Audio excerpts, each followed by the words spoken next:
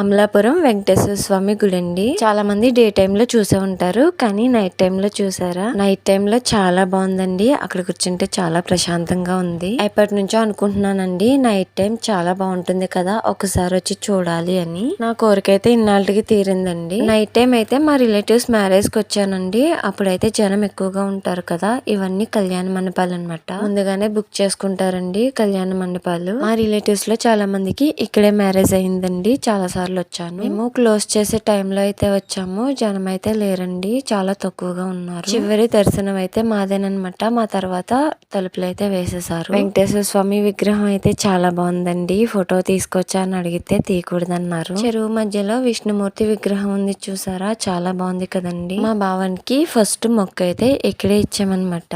ఈ సందులోకి వెళ్ళాలండి, లోపలికి వెళ్ళాలి మొక్క ఇవ్వటానికి. నా వీడియో నచ్చినట్లయితే లైక్ చేసి సబ్స్క్రైబ్ చేసుకోండి. Thanks for watching. Bye bye.